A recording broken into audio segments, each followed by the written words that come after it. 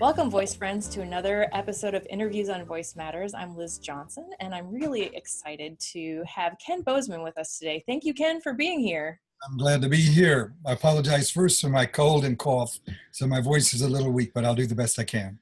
Sounds good. All right, so Ken is a professor of music at Lawrence University in Appleton, Wisconsin, and he's also the author of a couple really great textbooks that I think everyone should own. The first one is Practical Vocal Acoustics. And Ken, I'm assuming you have a copy of your new book there with you that you can show people. I will go grab it. All right, there we are. Is it reading backwards or is it okay? Oh, it's good. Kinesthetic Voice Pedagogy, Motivating Acoustic Efficiency. All words that we love. Yes. I have to read off of the back of your first book because this really got me.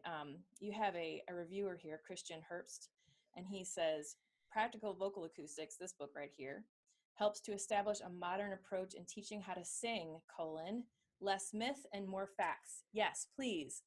Less myth and more facts. That's what we're all looking for. Or at least I value that, and I appreciate that you do too. So thank you for that. My first question is, how did you get interested in voice science in the first place? Well, it was probably through my own vocal journey, wanting to understand why things are happening as they are, and being a tenor, or I was a tenor when I was performing, you have to negotiate some tricky range all the time. And I heard wonderful examples. I remember in college, I actually started only when I went to college. I never had a voice lesson before college. And I got introduced to wonderful classical singers and classical tenors. And I particularly remember listening to a recording of Jussi Björling singing Amy Beach's All Love But a Day. You may have heard that recording. And there's a wonderful passage in there where he sings, look in my eyes. It goes from an E flat to an A flat on an A vowel. And it is just spectacularly wonderful. I played that segment over and over and over again, thinking, what is he doing? How is he doing that? So I became fascinated with, because there's a clear transition that goes on that's very thrilling, the way he did that. And then, I went on, I did a degree, an undergraduate degree. I did a master's in voice at the University of Arizona with the baritone Eugene Conley. And then I got a Rotary Fellowship to Germany, and got a teaching job at Lawrence 41 years ago. I've been here 41 years. This is my 41st year. Wow. Anyway, I went to a NADS convention in Minneapolis in 1983. And Tom Cleveland, who many people will know, was presenting a study on the Singer's Format. At that time, we weren't calling it the Singer's Format cluster, just the Singer's Format. Wow. And the relationship of the pitch of the Singer's Format to voice categories.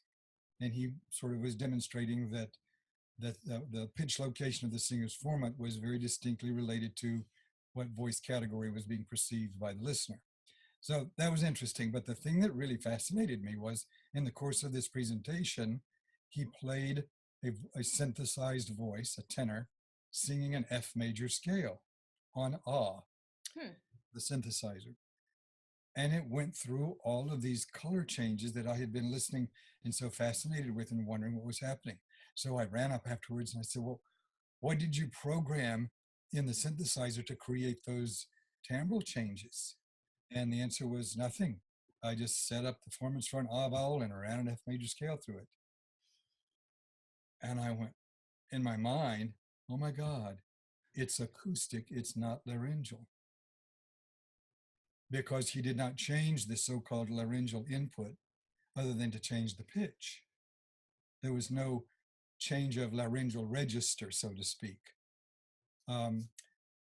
Now, I didn't know what to do with that at the time, but I was just, this fascinated me. I thought, oh my goodness, what's going on there? There's some acoustical thing going on there. Well, 6 years later, 1989, I was covering a sabbatical replacement at Oberlin, taking a sabbatical from Lawrence and covering one at Oberlin so that I could work with Richard Miller.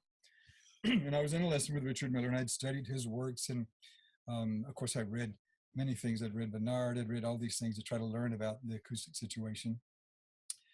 And Richard had postulated, based on historic pedagogy as well as science, that there was a zona di passaggio that males would go through, that he said in Italy, they assume it to be about a perfect fourth. For tenors, it would be, he said, would be from D4 to G4, Mm-hmm. depending on the kind of tenor.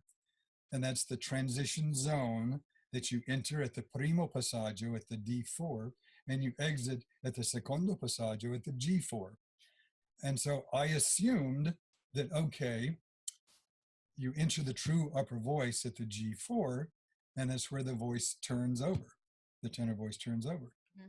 Well, I was singing something, I don't even remember what it was, but I sang an A vowel, and it turned over on D4. And then that never happened before. And I said, Richard, what was that? He said, what was what? I said, what happened to that A vowel? It sounded kind of odd to me from the inside. I don't know, do it again. So I sang it again, did it again. I said, is that okay? He said, yeah, it's fine. We moved on. He made no more of it than that. Well, I'm going, oh my gosh, what is that? Now, Richard had just received that fall his K Allometrics 5500 sonograph, which was about a $16,000 computer that did spectrographic analysis, spectrography, power spectra, and everything. And I had unpackaged it and studied the manuals and set it up and tried to figure out how to use it. So my practice room actually was with this spectrography. Well, within a short amount of time while I was there, after having had that experience, I realized, because I had seen in Sundberg and Pizza and other places, a spectrograph, not a real spectrograph, but a model of first and second vowel formants, where you would see, you know, e, a, o, u. I'd seen this pattern, and I observed my voice wants to turn over in some kind of parallel relationship with that first formant location. What's going on here? You know? So I said, well, what about E and U? They're way down there. And I went down there and says, by golly, something's going on with those way down there. He said, it took me a little while to realize that it was when the second harmonic of the pitch that I'm singing rose above the first formant of where the vowel was, but that's what it was. And so that just transformed my teaching. And the other thing I thought was, why haven't I read this somewhere? I mean, this is kind of obvious. You know, I'm not that smart. What is this? Okay. So, but, and I couldn't find, and I didn't know at the time, about the same time, Donald Miller and Harm Schutte were observing a similar thing in the Netherlands. And he began writing about it in the 90s because he had a scientist and they could, you know, do very controlled studies. I only was observing it in my voice and my students. I didn't have a voice synthesizer. So I was shy to stick my neck out. I even actually approached a few scientists in the meantime to see if they, you know, with my ideas about it, and they were very kind but dismissive. So I thought, well, fine, yeah, some tenor with some ideas, you know, that's kind of typical with we voice teachers. So I didn't blame them, but I was not confident to write about it. And by the time I got around to writing about it, Donald Miller had published a number of articles on a related phenomenon. His emphasis was more on the shift from the first formant resonance to the second formant resonance in the upper voice of a male. And mine was noticing that all the vowels turn over when the second harmonic rises above the first formant. Well, Donald came to visit me in the early 2000s because I was shifting over from my K Allometrics. I got one, by the way, in 93 or 2 or 3. So I had one all those years. But it eventually, I went through 3 different monitors and it eventually died. And so I was converting over to Voce Vista. And Donald came and spent several days here. I said, Donald, here's what I'm observing. I still hadn't read his work, shame on me. And I said, but I can't get anybody to agree with it. He said, of course, that's what happens. Yes, of course, that's what happens. You know, he knew, of course. Anyway, so that kind of got me all going on it. And it just went from there. And then I began to put other pieces together of that. But the notion that the voice doesn't turn over on one pitch was game changing. And that it wasn't purely laryngeal. There's certainly laryngeal factors. There are laryngeal registers and there's transitions that are laryngeal, and they are more fixed in location because they're muscle pitch relationships, not acoustic pitch relationships. about So the we have the physical and the acoustic both, right. which is why everybody gets up in arms about the whole conversation around registration. Yep. There's a lot going on. There's a lot going on. Yes. Yeah, super complex. So what are some ways that you teach other teachers to use this information in a practical way? Well, that's a long conversation. It's at least a two-book conversation. It is right now it's a two-book conversation, and it's also and a whole. yeah, and I'm learning new stuff all along. I mean, I learned things between the first book and the second book, and since I published the second book, I'm already, adding more things because there are a lot of smart young teachers that are making hay with this information and coming up with really cool stuff. But for starters, I say in order to do acoustic pedagogy, really the simple start is you just need to know where first format locations are typically. Mhm. And it's really easy to learn a basic cardinal vowel set. The simple answer is E and U first formants are near the bottom of the treble clef. Mhm. First formant is near the top of the treble clef. Mhm. A and O are somewhere near the middle of the treble clef, depending on the voice type. And eh and ah are about a whole step below the ah first formant. So there's almost a fifth between E and U first formant and the A and the O. So Okay. most of your first formants that you're dealing with are A, O, E, A, and ah, and any vowels that are kind of blends of those vowels, those cardinal vowels. If you know where those locations are, then the second piece is purely this. What are the intervallic relationships of the bottom of the harmonic series?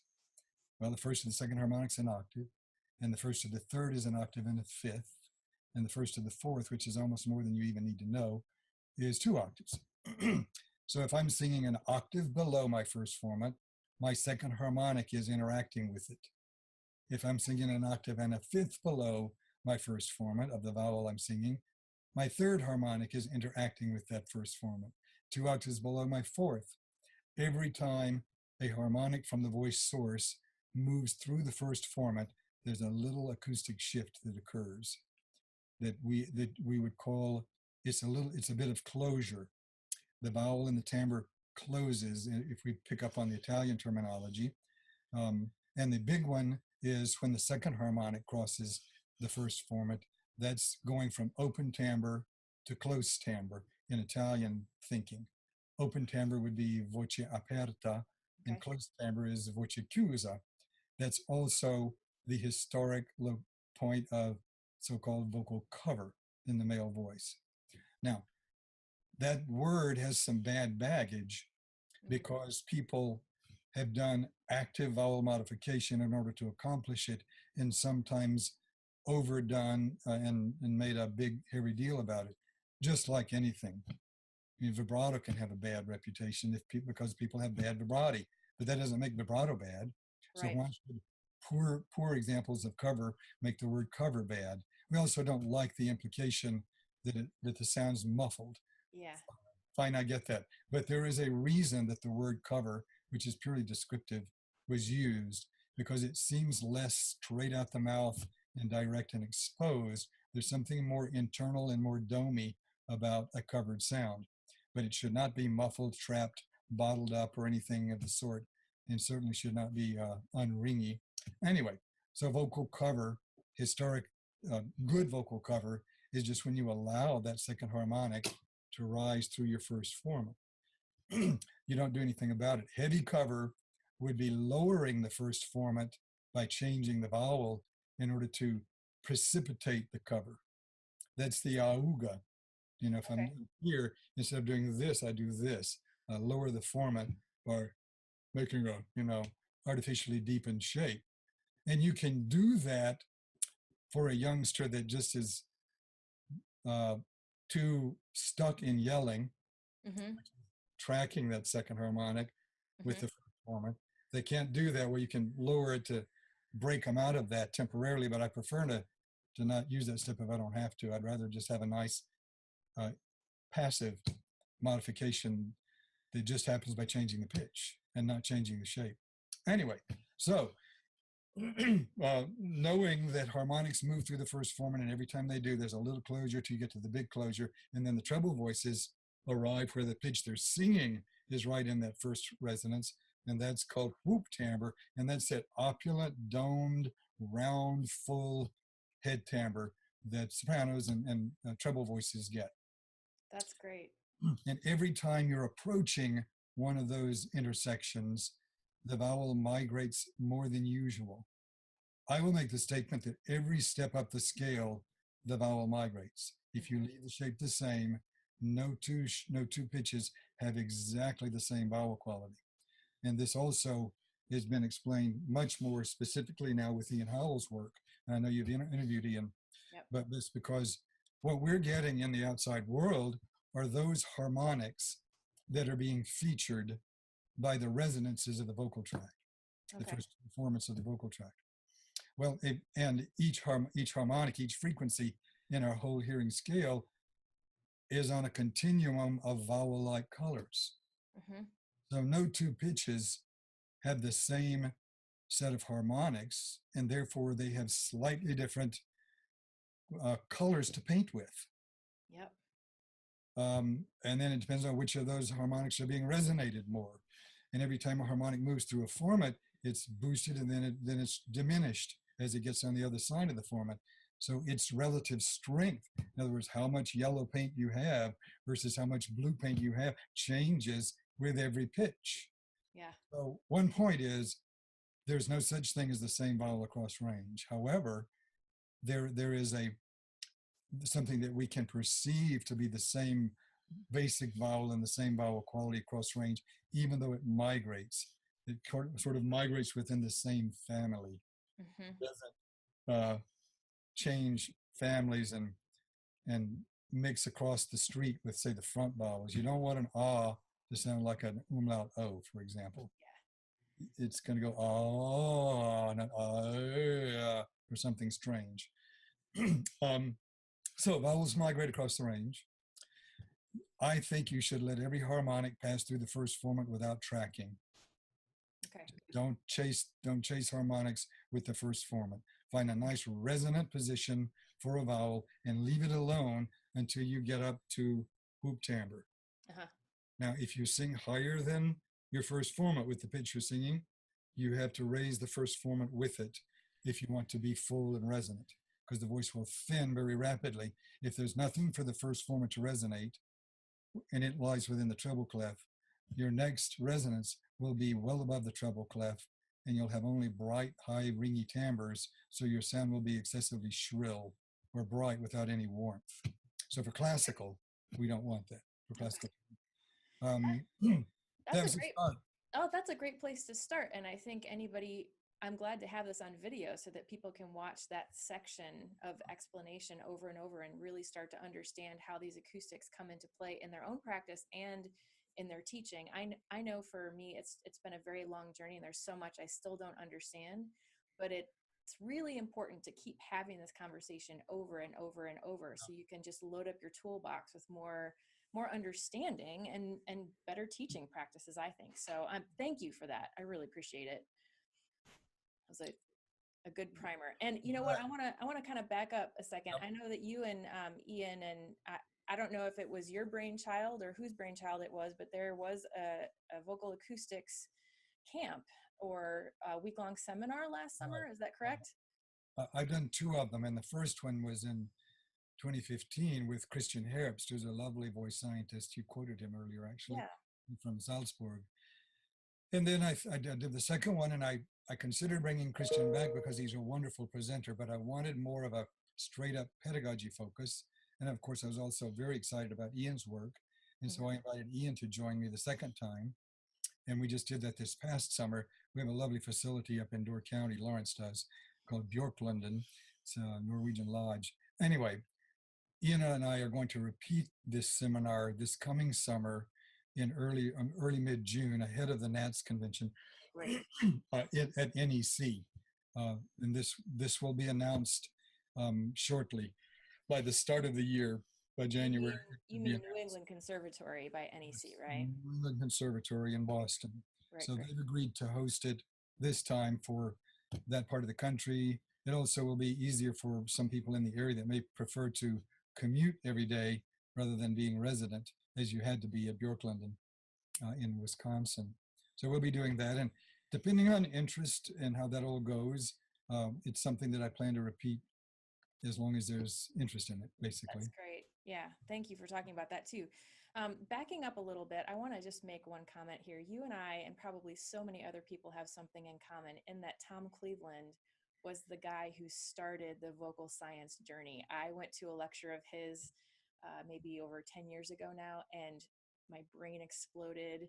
I didn't Yeah. know what he was talking about, but I was just completely enamored with the idea of voice science, and I just wanted to know more, and it sounds like that's what happened to you as well. So thank you, Dr. Cleveland, if you're watching I, this video, for helping so many of us on this journey.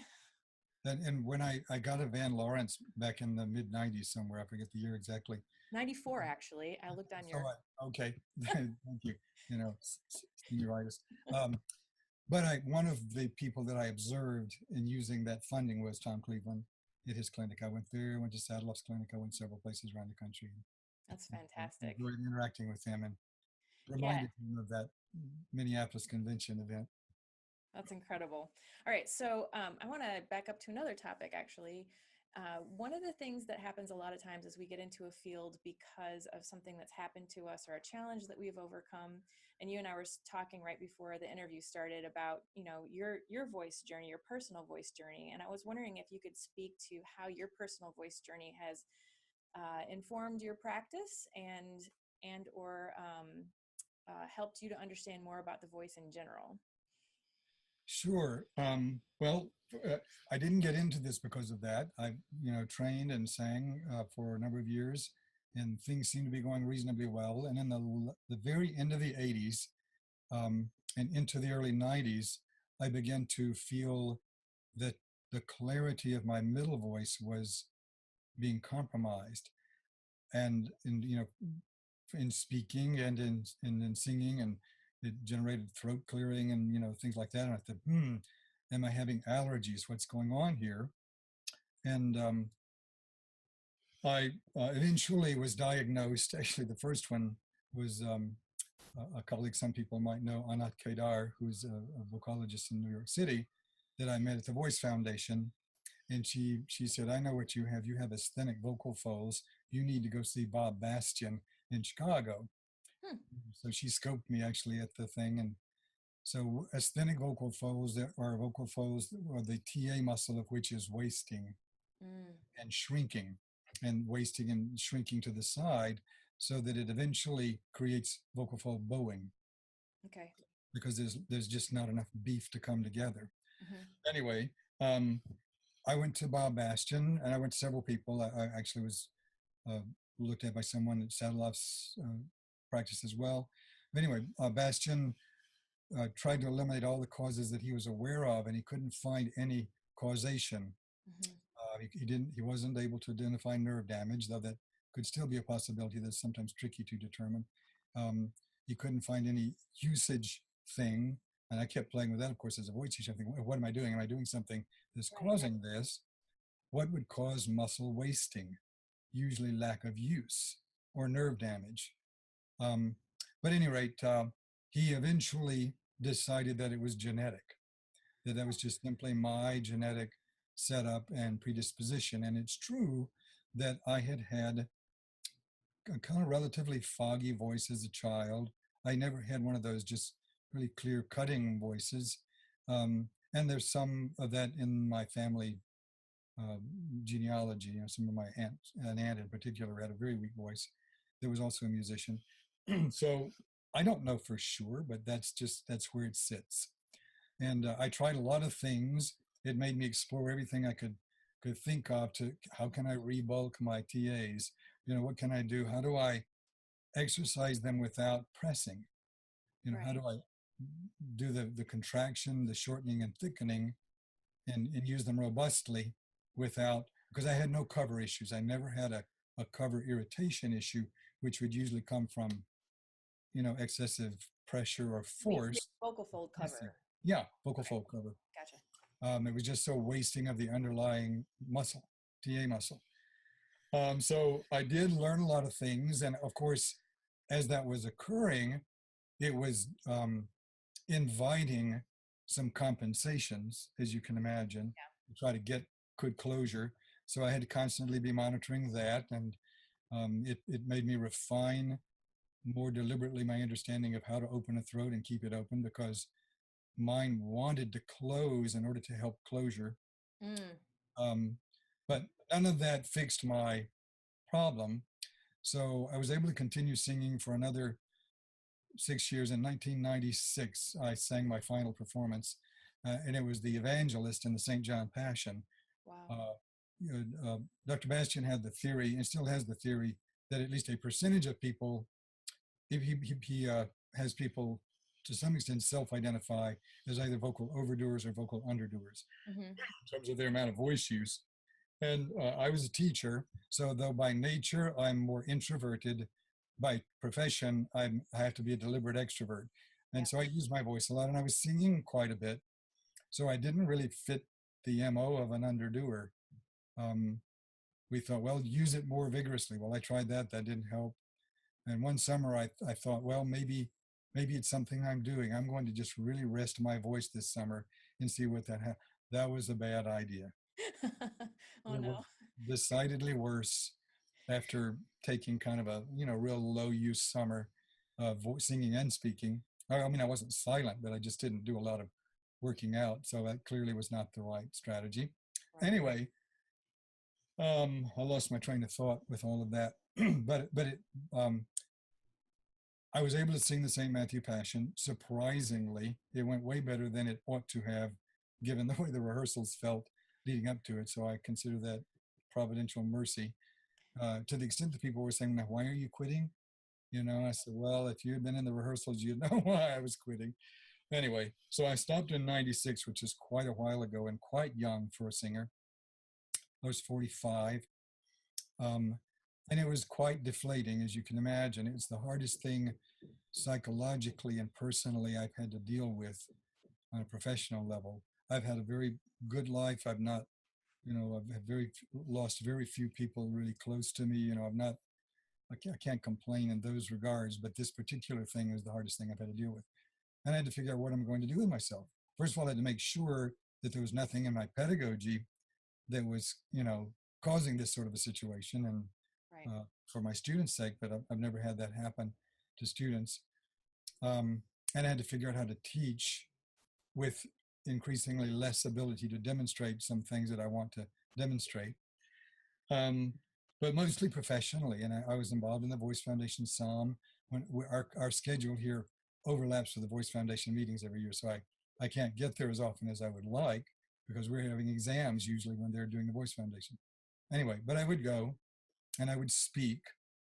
And of course, I was very self-conscious, because any voice person can hear, the lack of clarity and of the source. And so I would sometimes say, well, I have a health situation. And I remember at one particular, and when you do a breakout session at the Voice Foundation, those workshops, you were in very small rooms with maybe 12 to 15 people. What's the studio, at ABA.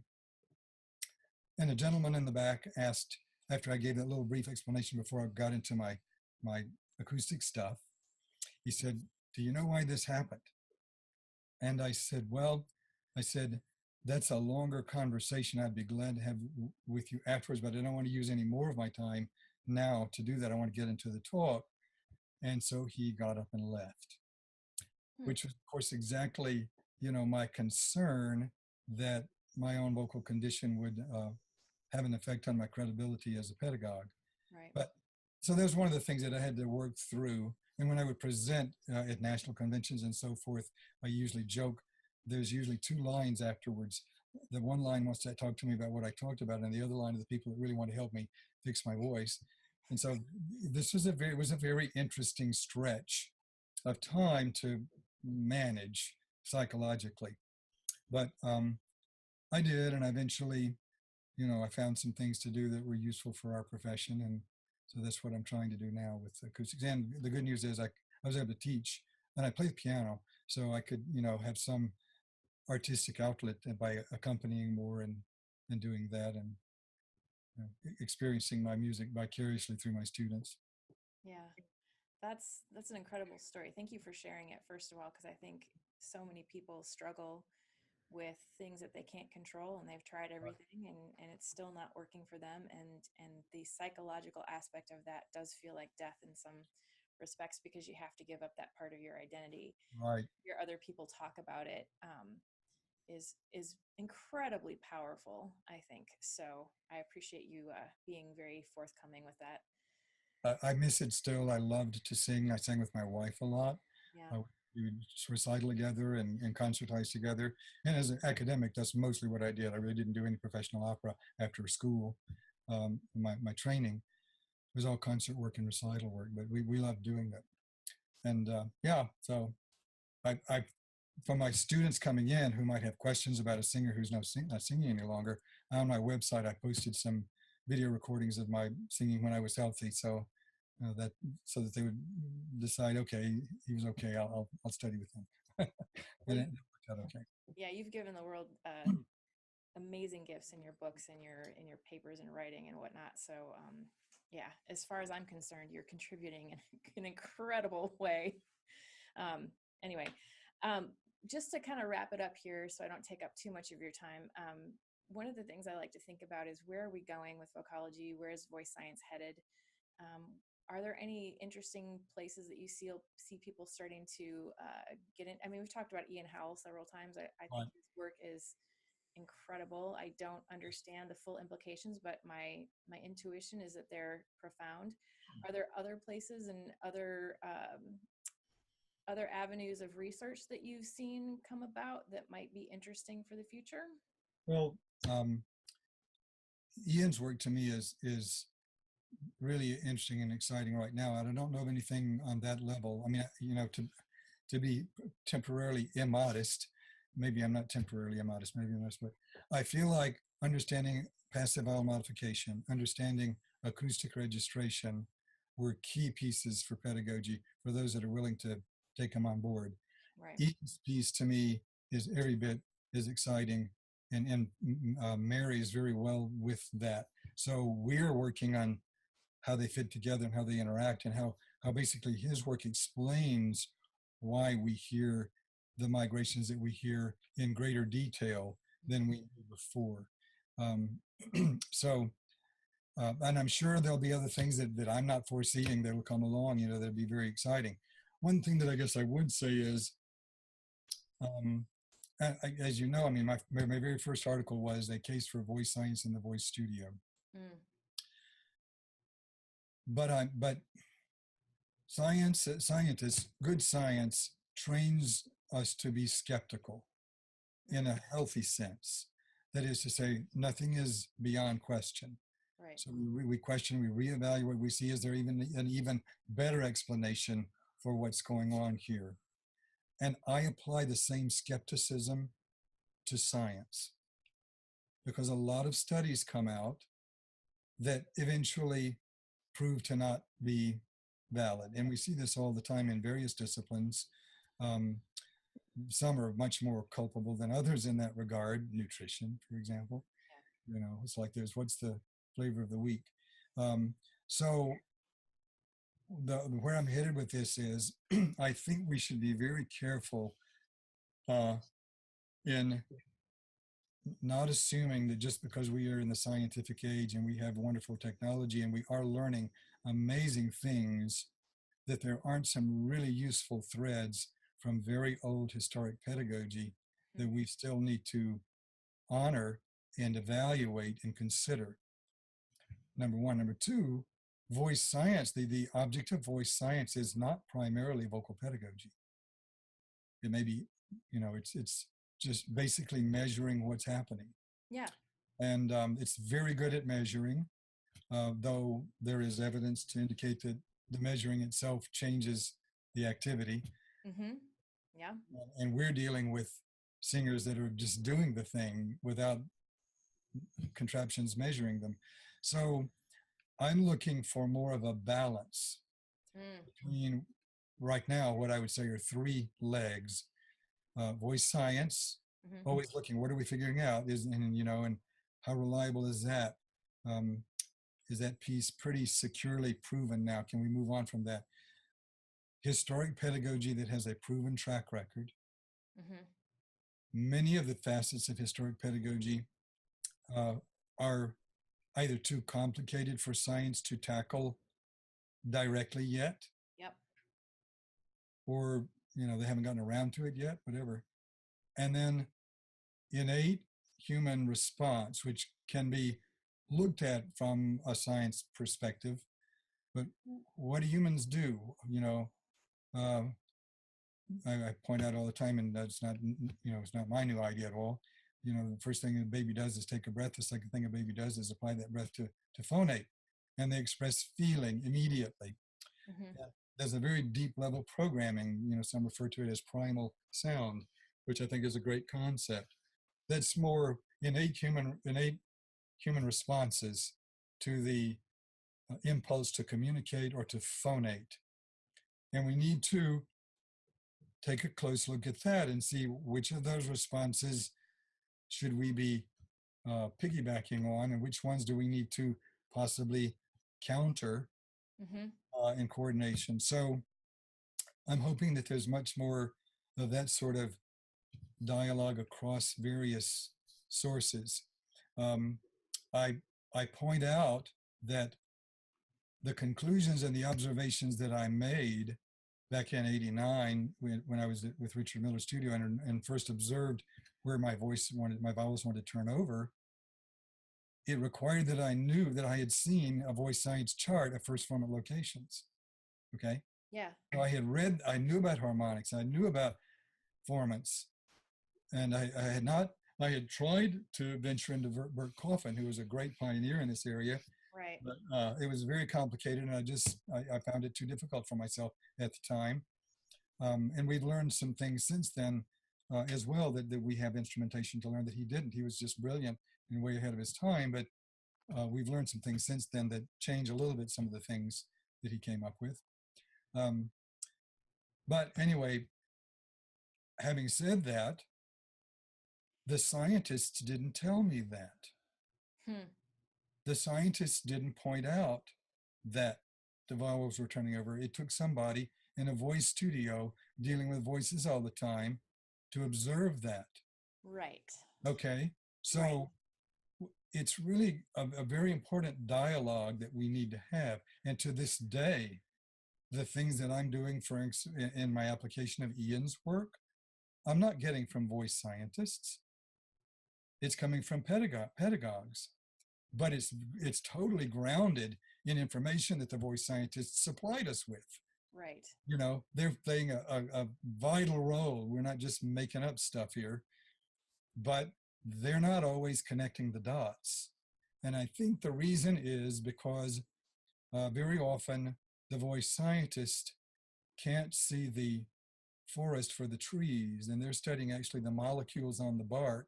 Right. And very often voice teachers make up stuff about the trees because we're looking at the forest, and we need each other desperately to kind of get it all put together. And also because we have to answer questions, we have to apply questions that simply can't be answered yet by voice science. Yet we have the student in front of us that's a basket full of variables and that need training right now, and we have to use the best working conclusions we have right now until we eventually maybe know more securely about all of these things. So you nailed it on the head there. I was just thinking, we all need each other. Absolutely. We can't stand alone, and maybe Absolutely. that should be a motto that we adopt in the voice science world, is that this conversation has got to be interdisciplinary, and we each hold a different piece of the puzzle. And there needs to be genuine respect in both directions. Yeah. And the voice teachers shouldn't just bow down to the gods of voice science, though they should definitely have respect for the scientists. The scientists are fantastic. But just because someone in one of the discussion groups I'm in posted a study from a voice science institute that said it claimed that 80% of peer-reviewed voice science studies were faulty. Oh, wow. It's like, okay, this is what I mean by being skeptical about the voice science. Yeah. Just because there's been a study doesn't mean the question is finally answered, and any good scientist will tell you that. They know that. It's we non-scientists that think it's settled. when there's a study that comes out, well, science says da da da, well, it's very much a current understanding that may Right. be superseded eventually, just like my work, may be superseded eventually with better understanding. So, Yeah, I think it's so important for all of us to come to the table with a modicum of humility and openness, right, and also healthy skepticism too, because no one has all the answers and we have right. so much to learn. I feel like we're just in the beginning stages of this thing called voice science, and I may be wrong about that, but in a lot of ways, I have a feeling that 10 years from now, a lot of what comes out of my mouth in the studio may not actually be true. And I'm okay with that because I want it to get more accurate, and I want it to be, um, you know, just better in every way. And I think that's healthy too. But the last key piece is it's one thing to know more precisely what's going on in good singing. Yeah. A very different thing to know what the student needs to think to motivate that. Oh gosh. Well, we need to get together another time and have that Right, conversation because right. that's That's like a a very whole different thing. nother. It's kind of the second book is headed that way. The kinesthetic one is headed more in that direction. But That's great. Well, I think this is a great place to stop, and I really appreciate your time today. Thank you so much for the information. I have good. a feeling many people are going to watch this over time and get a lot from it, and so I appreciate it, and the world appreciates you and all you've done. So thank you, and more than anything, thank you for sharing your story, because I think there's a lot of power in knowing the history of where people have come from and how all these lineages overlap. That is just so wonderful to hear from my perspective anyway. So thank you very much. My pleasure. Thanks for the opportunity. Thank you so much.